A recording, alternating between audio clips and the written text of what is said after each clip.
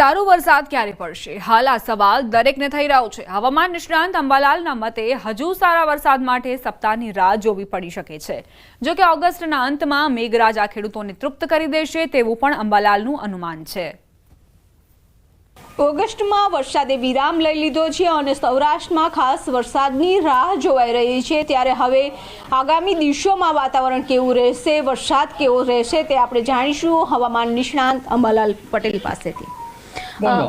કાકા, જે રીતે અત્યારે તો વરસાદનો વિરામ છે અને વરસાદની રાહ પણ જોઈ રહ્યા છે કારણ કે સિંચાઈનો સમય પણ થઈ ગયો છે, તો હવેનું વાતાવરણ કેવું રહેશે? અત્યારે હાલ વરસાદનો બ્રેક છે। સૌરાષ્ટ્રની વાત કરીએ તો પાણી વાળવાનું ચાલુ કરી દીધું છે, કારણ કે વરસાદની રાહ જોઈને બેસી રહેવાય નહીં। આગાહી પ્રમાણે બેસી રહે તો મોરાત મળે નહીં। તો કાકા, હવે સિસ્ટમ સક્રિય થશે અને વરસાદ આવશે ખરો? વરસાદ આવશે, પણ અત્યારે કંઈ ઝાપટા પડી રહ્યા છે એ પૂરી ફાંસ પણ પલટતી નથી। તો ક્યારથી સિસ્ટમ સક્રિય થશે? ફરી રાઉન્ડ ક્યારથી શરૂ થશે? તારીખ 18 થી 22માં બંગાળનો ઉપસાગર અને અરબી સમુદ્ર બંને સક્રિય થવાની શક્યતા રહેશે।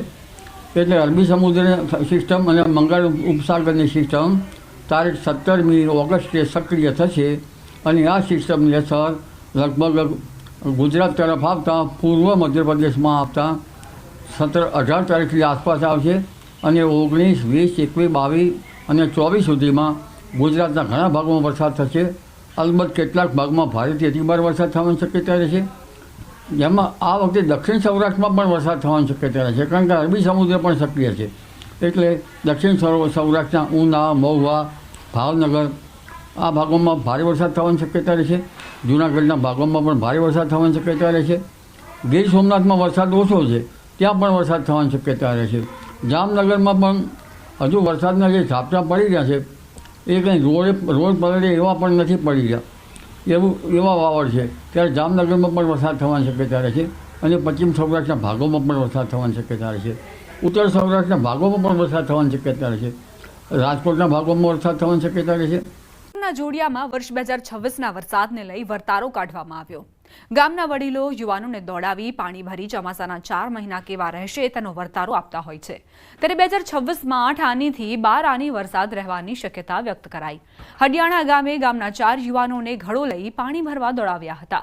વર્ષ 2026માં જેઠ મહિનામાં 80%, અષાઢમાં 45%, શ્રાવણમાં 75% અને ભાદરવામાં 25% વરસાદ આવવાની શક્યતા હોવાનો વર્તારો આપવામાં આવ્યો। કંકાવટી નદીમાં જઈ માટલી ભરી બરેવી અને નવરાવી અને ત્યાં લાવવામાં આવે છે અને હળની પ્રદક્ષિણા કરવામાં આવે છે। 4 પેરા ભરીને એ માટલીનું પૂજન કરીને ત્યાં ફોડવામાં આવે છે। એ માટલી જે પાણીની ભરાઈને આવે એમાં જે પાણી જરે અને જે ભીનાશ હોય એના ઉપરથી આવતા વર્ષના જે ચાલુ વર્ષ છે અત્યારે 2025 સંવત 2081 એમાં આવતા વર્ષનું 2026 સંવત 2082 માટેનું તારણ કાઢવામાં આવે કેટલો વરસાદ થશે। જેઠ મહિનો સારો જશે, વાવણી સારી થાય, એ આખરમાં લગભગ થશે એવું અનુમાન છે અને સાવણ તો 70% જેવું જ છે। કે જેઠ મહિનામાં 80%, પછી અષાઢ મહિનામાં 45%, શ્રાવણ મહિનામાં 75% અને ભાદરવામાં 25% જેવો વર્તારો હમણાં એવું મારું અનુમાન છે। અરવલ્લી સાબરકાંઠા જિલ્લામાં છેલ્લા કેટલાક સમયથી યુનિવર્સિટીની માંગ વધી છે। બંને જિલ્લામાં 290 જેટલી કોલેજ આવેલી છે। વિદ્યાર્થીઓને યુનિવર્સિટીનું કામ હોય તો 150 કિલોમીટર દૂર હેમચંદ્રાચાર્ય ઉત્તર ગુજરાત યુનિવર્સિટી પાટણ ખાતે જવું પડે છે। ત્યારે યુનિવર્સિટીની માંગને લઈ શામળાજીની કલજી કટારા આર્ટ્સ કોલેજ ખાતે અખિલ ભારતીય રાષ્ટ્રીય શૈક્ષિક મહાસંઘ અને બંને જિલ્લાના કોલેજ સંચાલક તથા આચાર્યોની ચિંતન શિબિર યોજાઈ હતી। શૈક્ષિક મહાસંઘ તેમજ કોલેજના સંચાલકોએ સરકાર પાસે બંને જિલ્લાની યુનિવર્સિટીની માંગ કરી। મુખ્યમંત્રીએ પણ યુનિવર્સિટીની માંગ પૂર્ણ કરવા જણાવ્યું હતું। જિલ્લાઓને એક અલગ યુનિવર્સિટી મળે તો જેના કારણે ફેકલ્ટીનું ડેવલપમેન્ટ થઈ શકે, વિદ્યાર્થીઓને પડતી મુશ્કેલીઓ જે છે એ પણ દૂર થાય અને આ વિસ્તારનો આર્થિક રીતે પણ સારો એવો બંને જિલ્લાઓનો વિકાસ થાય એવી અમારી માંગ છે અને એવી ઈચ્છાને લઈ અને અમે બધા જ જે બુદ્ધિજીવી વ્યક્તિઓ છે એ આજે એકત્રિત થયા છે।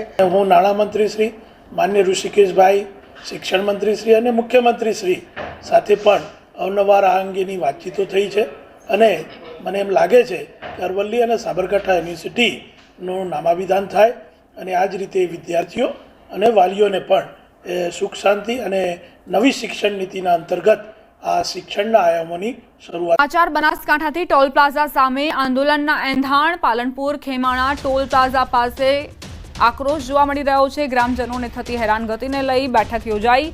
ટોલ પ્લાઝામાંથી મુક્તિ ન અપાતી હોવાનો આરોપ મુકાયો. ભારતીય કિસાન સંઘના નેજા હેઠળ બેઠક મળી. 18 ઓગસ્ટે સ્થાનિકો ધરણા પ્રદર્શન કરશે. સંવાદદાતા કિશોર જોડાઈ ગયા છે વધુ જાણકારી સાથે. કિશોર, નાગરિકોને કેમ આંદોલનનો માર્ગ અપનાવવો પડ્યો?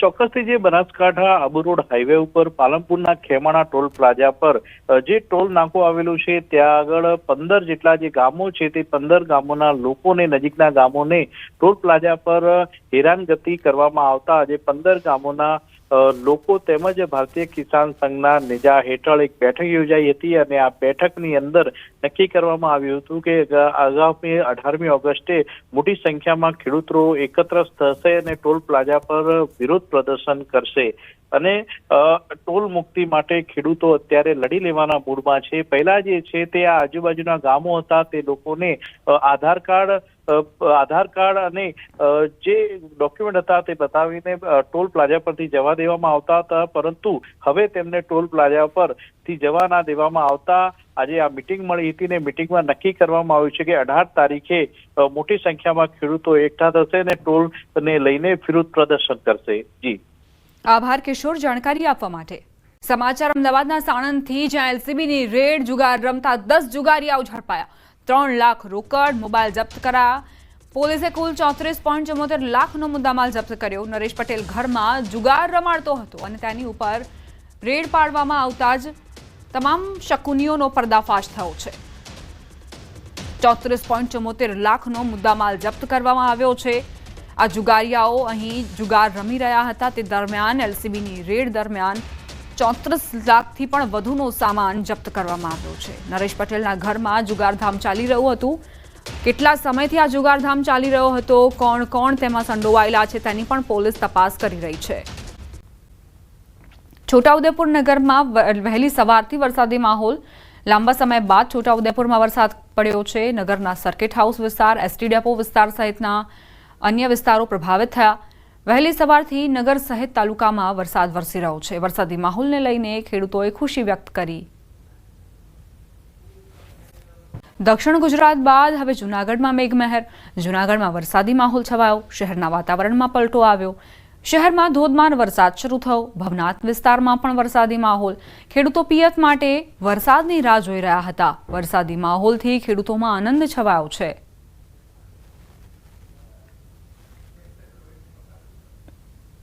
રાજ્યના ઘણા ભાગોમાં વાતાવરણમાં પલટો આવ્યો. પંચમહાલ જિલ્લાના ઘોઘંબા તાલુકાના પૂર્વ વિસ્તારમાં વરસાદી માહોલ.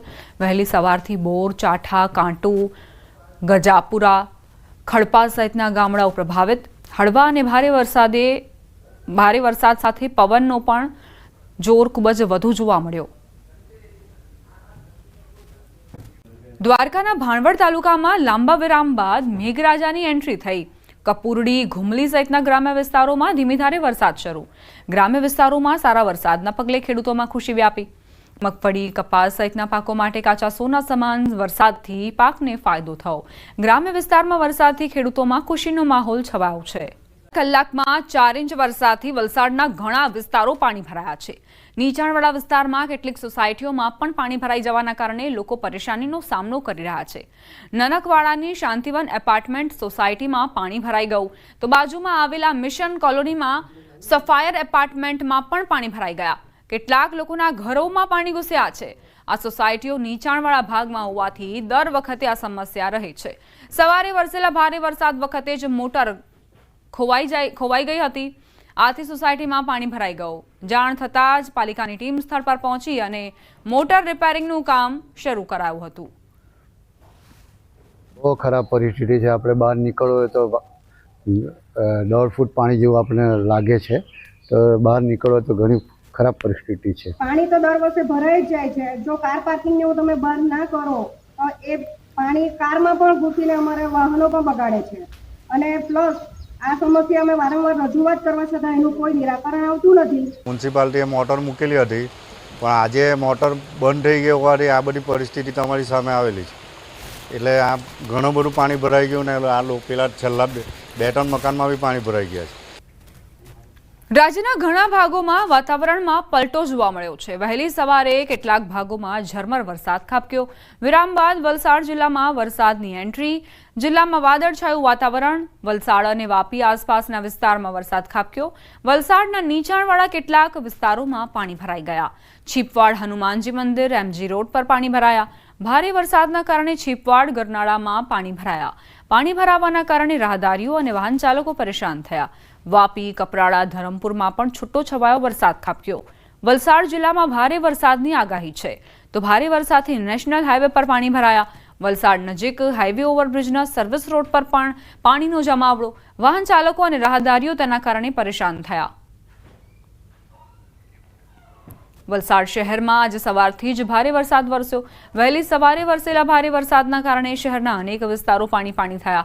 છેવાડે આવેલા નનકવાડા અને ભાગડાવાળા વિસ્તારમાં પણ ભારે વરસાદના કારણે રસ્તાઓ પર પાણીએ કબજો જમાવ્યો.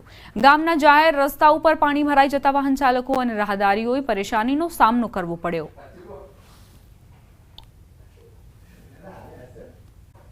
મહત્વપૂર્ણ સમાચાર પ્રાપ્ત થઈ રહ્યા છે. આજે રાજ્યના 2 જિલ્લામાં ભારેથી અતિભારે વરસાદ થઈ શકે. હવામાન વિભાગની વરસાદ અંગે આગાહી. આજે ભારેથી અતિભારે વરસાદની આગાહી. નવસારી, વલસાડ, દમણ, દાદરાનગર હવેલી પ્રભાવિત જોવા મળશે. ભારેથી અતિભારે વરસાદની સંભાવના. આજે 5 જિલ્લામાં ભારે વરસાદ થઈ શકે, જેમાં આજે ભરૂચ, સુરત, નર્મદા, તાપી અને ડાંગમાં ભારે વરસાદની આગાહી છે. અમદાવાદમાં સામાન્યથી મધ્યમ વરસાદ વરસી શકે છે. 12 થી 14 ઓગસ્ટના માછીમારો દરિયો ન ખેડે તે પ્રકારની સૂચના.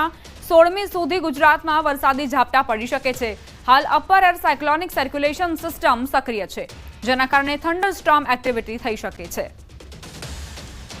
अगस्त तक हल्का से मध्यम बारिश होने का संभावना है राज्यों में, और जो हमारा यूनियन टेरिटरी दीव, दमन, दादरा नगर हवेली में.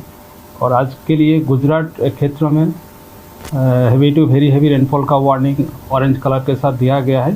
मेनली जो दक्षिणी क्षेत्रों में जो राज्य है, ज़िला है, इसमें जो ज़िला आ रहा है नवसारी, वलसाड और यूनियन टेरिटरी में दमन, दादरा नगर हवेली में आज ऑरेंज अलर्ट के साथ heavy to very heavy rainfall isolated places